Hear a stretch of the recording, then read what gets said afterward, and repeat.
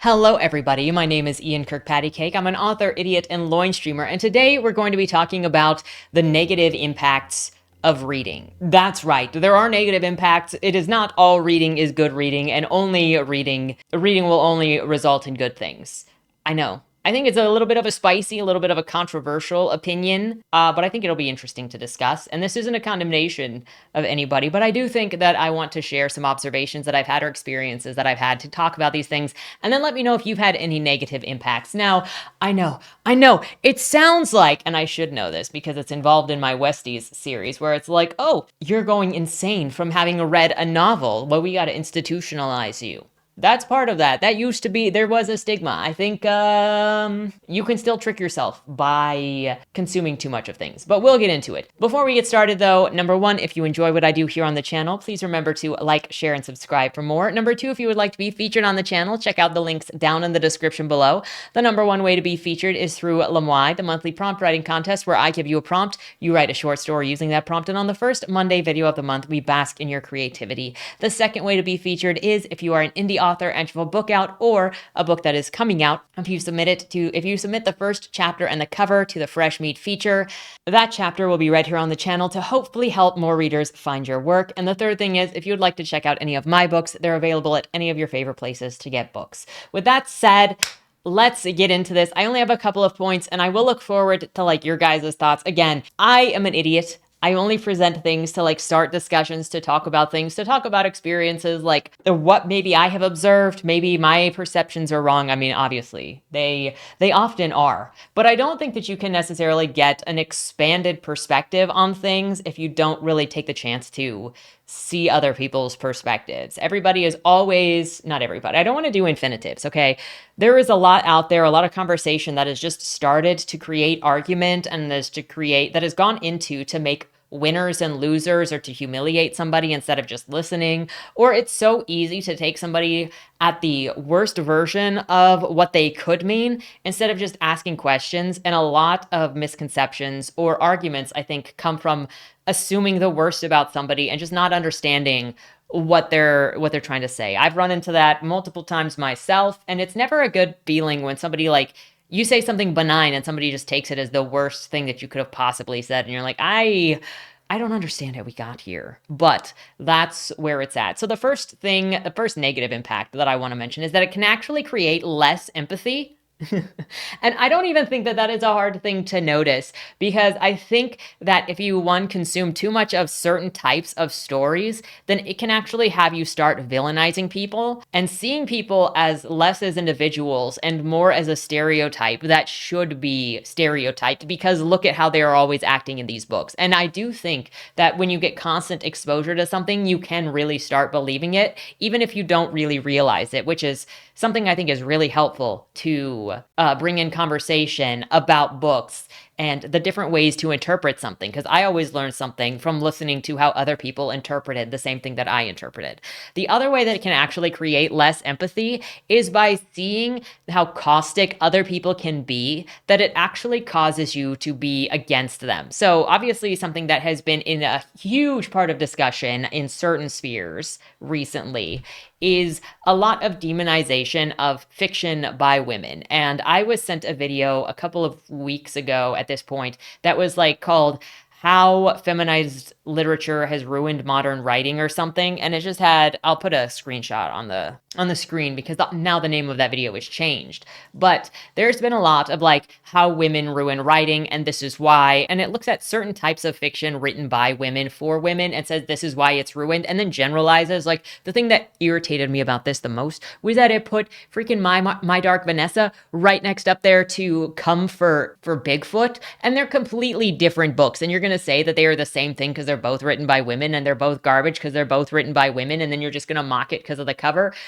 Don't at me. You don't have to like it. But this is such a garbage argument. And it's no different than the flip side that reads books by men and then says men can't write women, men need to stop trying to write, all men are garbage at writing and need to. I've received that actually. Go look at Bodymore One's book. Somebody was like, oh, this is obviously a man who doesn't know how to write women and they need to stop until they learn how to write women. I'm sorry, I will go to women's school. But I digress. If you run into enough of something. And I've also seen it in discussion circles in general, not just with books, but with television too, where it's like running into the same type of character on television, where it's like, oh, the male character is always dumb and the butt of the joke. And so now I just like hate all of these things by these people, and I kind of generalize everything by these people. Or somebody being like, oh, women are always used as objects or sexually abused in these books, so I hate all books or stories by men. Like it can actually create less empathy just by running into the same thing again and again, where you start feeling like it's personal. But let me assure you, there are millions of books out there, billions of books, really, millions published every year. And while that does increase the number of books that you'll run into that you're just not going to like, that's the same with, there are billions of people out there who you're going to run into people that you just don't like, that you're just not meant to get along with, and that you're not going to like yourself. And it's okay, but it doesn't mean that everybody is like that. In the same way that you can watch too much crime information and then start freaking out about the world or thinking about everybody's trying to get you, you can mess up your sense of perception by just with a confirmation bias. I think that's the best way to do it. Like it's somewhat of a delusion in ways, is you just tell yourself, this is the common thing. This is the common thing. Look at how often it is. Look at how often it is. It reminds me of, I read the book last year, The Gift of Fear, which was by a former FBI agent. And he was talking about like using your gut feeling to recognize when something isn't right, and how we often tell ourselves that the gut feeling is something that we shouldn't trust.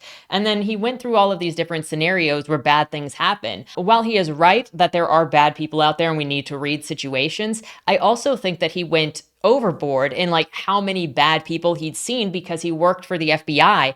Sometimes he would describe completely benign things like helping strangers with their groceries as a suspicious thing, that you should always be suspicious of anybody who wants to help you, that kindness isn't really a real thing. And so I think that too much exposure to something can actually be bad for you, like be bad for your the way that you see the world, because you can trick yourself into believing things are a certain way when they're not, just by exposure. So how can this help?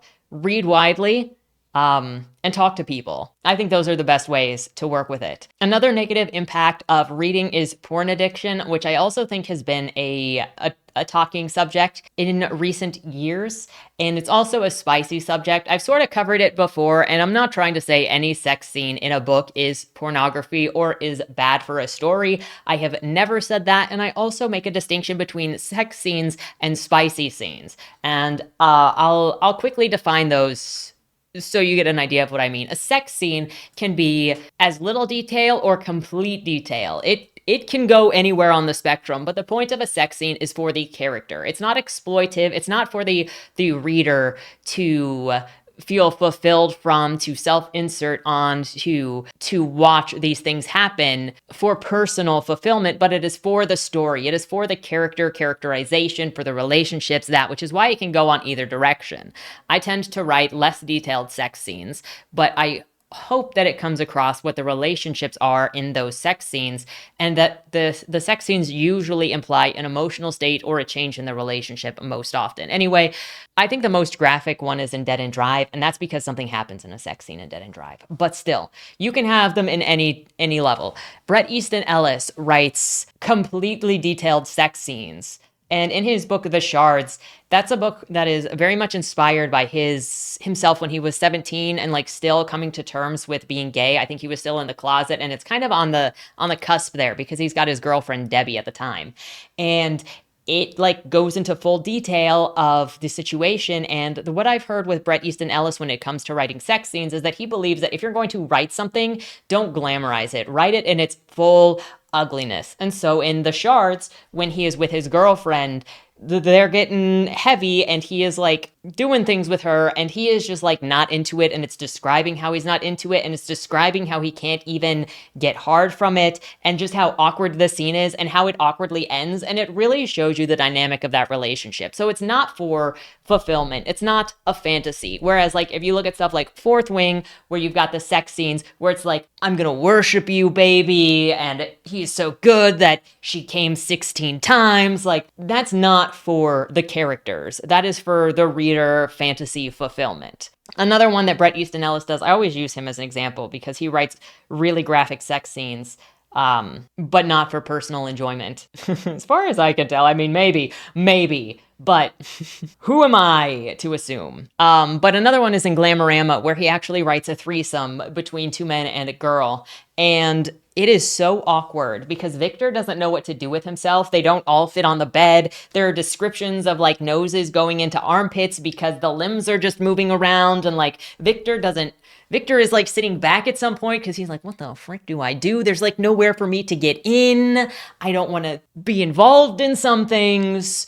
And so like it's just really awkward, and it's not a fantasy at all. And if you read a sex scene versus a spicy scene, I think that the difference is obvious. But I just spent more time describing that than I meant to. Anyway, there is a difference. What I do see as a porn addiction is the types of people that say they can't read a book unless it has graphic sex scenes in it, and they skip through books to get to the graphic sex scenes. Like, that's it. That's all that there is. Now, I personally do not understand only reading a book for the sex scenes or reading the book for the sex scenes at all. They feel like the most pointless things to me, or to only read books for spicy scenes. That feels like the most pointless thing to me because there's no story there, but that's a completely different thing. If that is your bag, whatever. However, I think that we've seen an escalation of content when it comes to the spicy scenes, if you've been following how Book Talk operates. Like, if you look at the dark romance and you look at what's been popular, going from stalker romances and lots of taboo that have to do with siblings and that have to do with forced proximities and shut-ins, and a lot of pedophilia, which has culminated recently with the woman who wrote the book with the guy fetishizing and eroticizing a toddler and grooming her, and it being an erotic novel. I think that we are seeing porn addiction, which is constantly known for, one, obsessive mind. Like, look at what porn addiction actually is defined as and looked at, and how it becomes obsessive behavior. Like, porn addiction is an compulsion. Usually addiction in general, I'm pretty sure, is described as compulsion. And it can ruin your life if you investigate it. And I'm not going to tell anybody to just take my word for it. Please go and, if you don't trust me, which you really shouldn't, go and investigate it on your own. What is addiction? What is porn addiction and sex addiction, and what does it look like? And I think it's often being overlooked in books because people go, well, it's just words, but it can have an effect. And one of those effects includes the erasure of boundaries and also the constantly making content more extreme, because you have to go to a more extreme level to get the same reaction that you were getting before. This is not a damnation of all of it. I don't prefer erotica. I generally avoid erotica, but I do think that there is a boundary to be made when it comes to changing genres to try to hide that it's erotica, hiding erotica behind covers that that look like they're marketed for teenagers or children, and eroticizing minors, which a lot of stuff does. And I don't think that there is ever a reason to eroticize a minor. And that is different than stuff if you bring up Lolita, because with the case of Daddy's Little Toy or whatever it was called, a lot of people like to reference Lolita. Same thing with Tampa by Alyssa Nutting, which is also on this channel. There is a difference between things, though. And I think that it has to do with the eroticization for the purpose of eroticizing. Because you can write a story about sexual abuse, about grooming a child, but the purpose of it is not to eroticize the child. The purpose of it is to show that experience for what it is. But when you're writing something as an erotica, that is the purpose of exploiting it for sexual gratification. And that is not the same thing as Lolita. So don't try to compare those. If somebody who wants to try to defend that as it's just a book, no, there is no defense for eroticizing a toddler, even in fiction. Tell me what your justification actually could be to eroticize a toddler. And that is not just writing a scene. That is eroticizing it, okay? I'm making it very specific because I'm not trying to say no to telling whole types of stories. With that said, that's the most reasonable I can get. I'm trying to be very specific so it can't be taken in the wrong way. The next thing, and it relates, is fetish exposure, which I have had the unfortunate experience of a couple of times now. The worst, I think, being Amygdala, because I was sought out by the author. And there was a lot of conversation around that where it's not fetish. It definitely is. The thing that I said about that book was that the world building in it was very, I think I said it was erotic world building. Now, I didn't say that the book was erotica because I don't think that the book is erotica. But when you have world building that has to do with like the characters being headless, and when they're headless, they're also often posed. Oh, and when they get knocked out, they do like, what's it called? It's like the. I always have to look it up. It's like the messy cum face with like the tongue sticking out that the anime girls do. And when the characters are constantly, when they're knocked out and headless specifically, they're posed like Jeffrey Dahmer's victims, where it's like back curved, chest out, legs folded under. Like that is a very specific thing. And when you're building all of the world, like you've got furniture and you've got sculptures and buildings that are made out of these bodies that are posed like this, and that the beheading of these things have to do with humiliation and domination, which is a very big thing in their culture. And when they also have a hanging at the end of the book where everybody has a group orgy with the dead body, and when you only can procreate with the dead bodies, like, or I guess when procreation is only done on the unconscious and the unwilling because the babies eat you from the inside out. So then all of this has to do with, and the worst thing to do is to be beheaded and turned into a piece of furniture shaped like that, because at least you can die with dignity if you're just killed. But if you're turned into this erotically dominated thing, then you lose your identity into a submissive. So like you can be exposed to fetishistic stuff and people will lie to you that it's not fetishistic, and or they don't know. I'm not going to say everybody is lying, but it can slip into things and people either don't realize or they don't tell you that it's in there. And then you read this book that you think is completely, it's not described as anything, and then people sneak this stuff on you and try to pull you into it, and it's not fun. It's like, if I know what I'm getting into, that's fine. If I don't, I'm harsher. Personally, I'm harsher. The next negative impact of reading is hostility in reading groups. And I think that there obviously is a lot of pressure when it comes to reading certain books, especially popular books, that if you have the opinion that's on the outs with other people, you kind of get scared to say it because you don't want other people to jump on you. And I've seen it in discussion before of like, I don't want to be considered the stupid one because I didn't get it, or I don't want to be called stupid because I got something wrong. I remembered something wrong. I have personally been called stupid a couple of times from not getting the right message from something or reinterpreting something. And, I understand that my perspective is just my perspective. I think it is fun to compare perspectives. I also think that it's fun to compare the perspective of the reader to like what the author was trying to do and try to connect. Okay, how did that come across? Why did it come across that way? I think it's insanely fun to just dissect the different ways that you can interpret things. I've had people interpret my books in interesting ways as well. And it's just, that's getting off topic. There is a hostility sometimes in reading groups when you are the person that has the different opinion, whether it is you like a book that everybody else hates and now you have to worry about them like being, what is wrong with you? Are you dumb for liking this book? Are you problematic for liking this book? Or the opposite side where you just took everything in this different direction and you're like, am I stupid for not getting this book? Everybody else is praising this book. What is wrong with me? Are they going to hate me? Or people do hate you?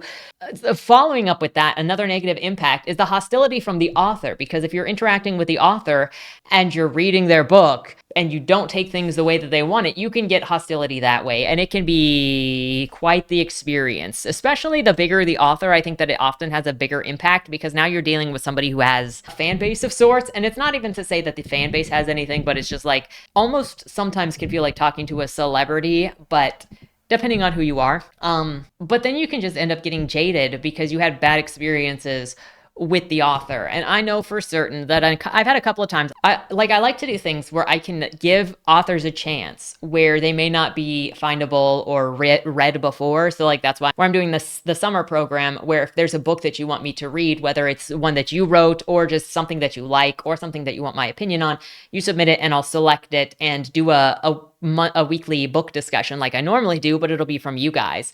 And last year I was just openly accepting almost anything that people sent me to then like read and respond to.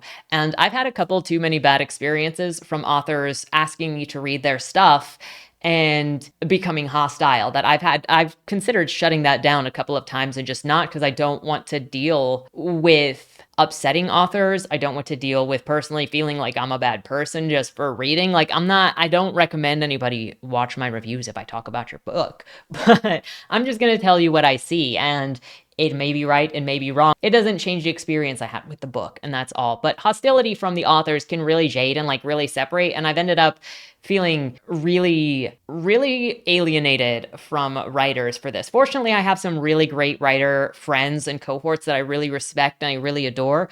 But from the greater like strangers, I'm kind of just like, I don't want that to happen again. Another negative impact of reading that can happen is people judging your morality from books that you like. Now, I'm sure that I'm not the only one who has heard that discussion before. It's like, you're a problematic person if you like this book, or people trying to shame you for liking certain books and trying to pull out, well, what about this theme in this book? Or what about these characters in this book? And you like it despite those things.